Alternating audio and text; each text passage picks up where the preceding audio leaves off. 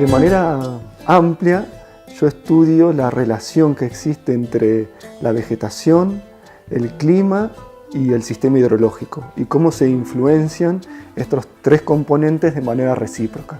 Es decir, cómo el clima afecta a la vegetación, cómo el clima afecta al sistema hidrológico. Yo soy Marcelo Noceto, soy ingeniero agrónomo que me recibí en la Universidad de Entre Ríos y realicé un doctorado en la Universidad de Buenos Aires y actualmente me desempeño como investigador del CONICET.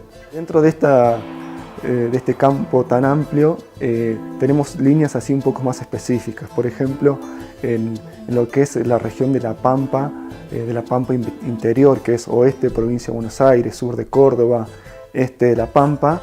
En esa región estamos estudiando, por ejemplo, cómo los cambios en el uso del suelo, por ejemplo, el reemplazo de sistemas de pastura, sistemas mixtos agrícolas ganaderos, por sistemas puramente agrícolas basados en soja, pueden afectar los niveles freáticos, cómo pueden afectar la frecuencia con que se inunda la región, la intensidad que tienen esas inundaciones y también cómo a través del manejo agrícola podríamos llegar a tratar de minimizar esos riesgos de inundación o esa severidad en las inundaciones.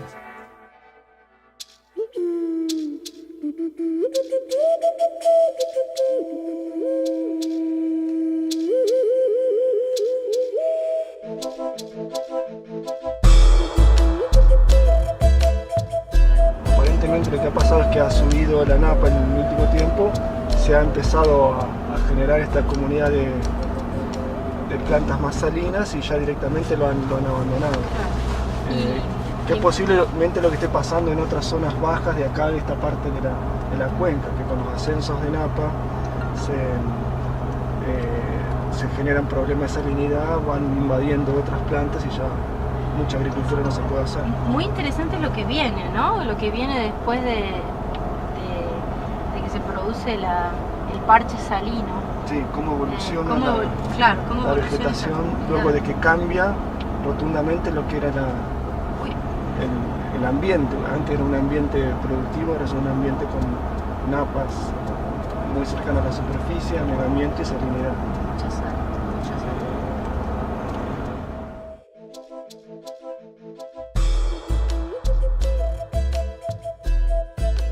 Yo creo que fue un amigo que tenía muy cercano, que tenía campo.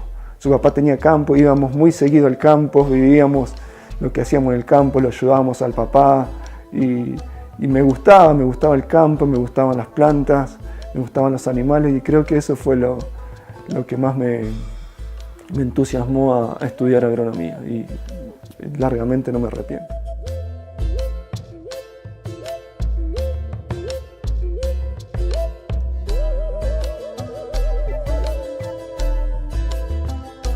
Lo que encontramos es que hay un rol, la vegetación tiene cierta influencia en la posibilidad y los riesgos de inundación.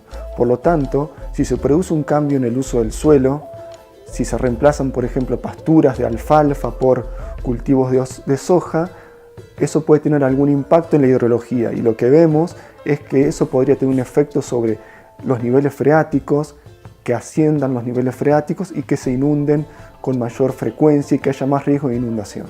Lo que pasa con el agua es que el agua conecta el paisaje. Entonces, si las decisiones que se toman en un predio pueden afectar también a predios vecinos, tanto decisiones positivas como decisiones negativas. Los efectos de lo que uno hace en su establecimiento trasciende ese establecimiento y puede afectar a establecimientos vecinos.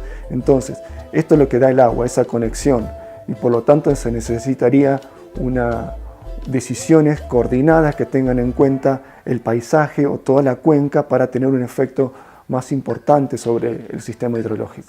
Las decisiones lo que tienen que buscar para este problema en particular, que es el ascenso de napa y las inundaciones, favorecer las salidas como evapotranspiración, es decir, como evaporación del suelo y principalmente como transpiración de la vegetación. Entonces todas las medidas que apunten a eso son beneficiosas para el sistema. Y lo que te permite el maíz tardío es que te permite realizar un cultivo previo a ese maíz tardío. Alternativas de manejo del territorio que pueden operar a distintas escalas espaciales y temporales para tratar de minimizar esos efectos negativos que puede haber asociados a la expansión de la agricultura. Por ejemplo, alguna medida concreta sería la utilización de coberturas vegetales que tengan una mayor evapotranspiración que el cultivo de soja.